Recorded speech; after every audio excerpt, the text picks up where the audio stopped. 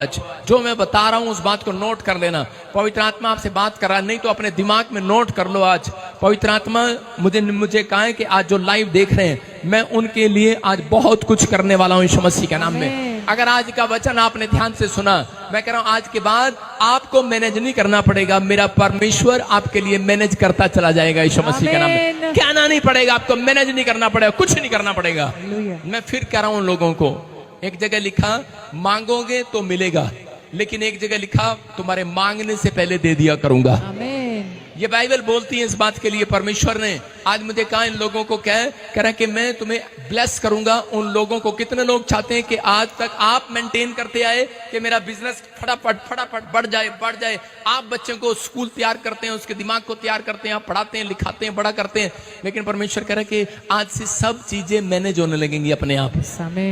कर, लेकिन बस ध्यान देना है। पहला यूहन्ना 1:3 पढ़ेंगे, देखो क्या लिखा।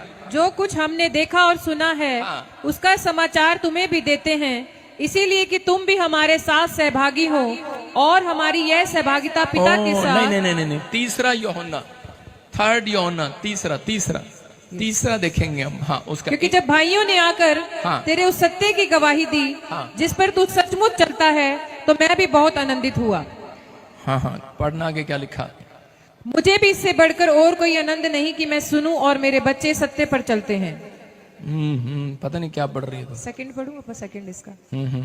हे मेरे प्रिय, मेरी ये प्रार्थना है।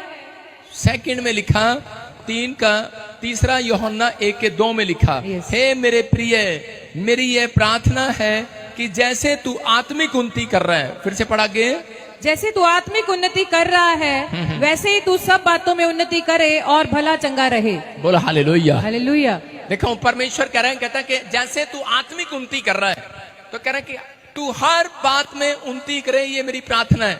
हर एरिया में तू तरक्की करे, ये मेरी प्रार्थना है।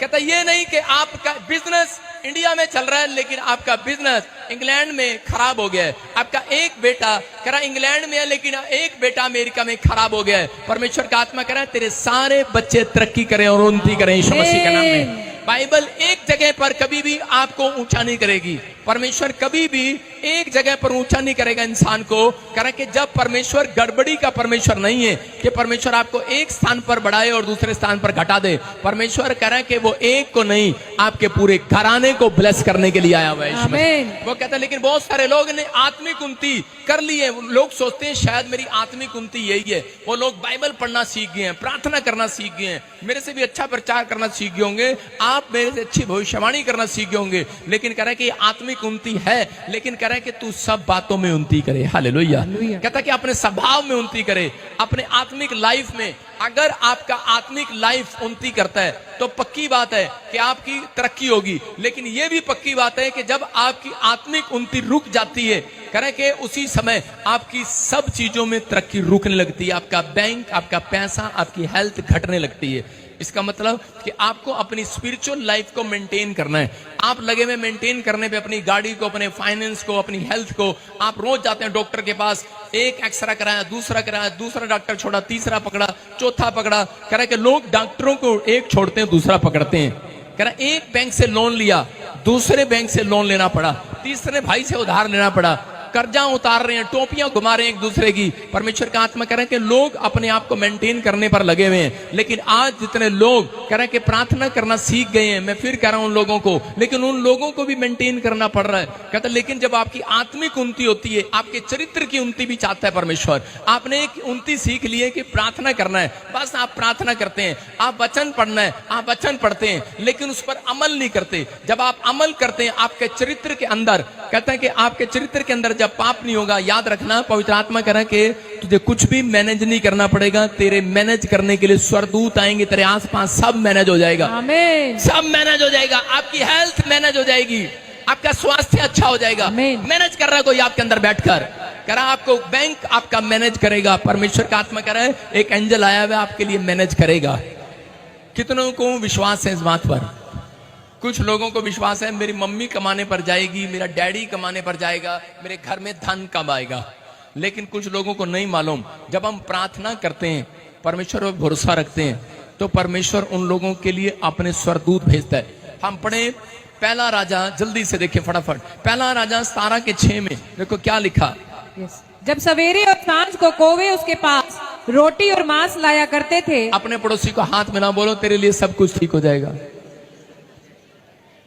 आज का वचन ध्यान से सुन, तेरे लिए सब कुछ ठीक हो जाएगा। हाँ हाँ, देखो देखो ये कौन है, ध्यान से सुनना। एलिया वचन का मानने वाला व्यक्ति था, वो स्पिरिचुअल लाइफ जीने वाला व्यक्ति था। वो आत्मिक जीवन में अगर आपके रुकावट है, अगर आत्मिक जीवन आपका सही नहीं है, तो आपका कुछ भी मैनेज नहीं होगा। आप कुछ भी करते रहो, कितना जोर लगाते रहो, आपकी हेल्थ मैनेज नहीं होगी, आपका बैंक मैनेज नहीं होगा। मैं फिर कह रहा हूं उन लोगों के लिए जो लोग यहां पर बैठे हैं, उनसे भी कह रहा हूं, कुछ लोग अड़े हुए हैं और जिद पर खड़े हैं। वो सोचते हैं कि नहीं, पादरी लोग ऐसा ही बोलते हैं, आत्मिक उन्नति करने के लिए अपने आत्मिक जीवन को ठीक करो, कुछ नहीं होता, कुछ नहीं होता।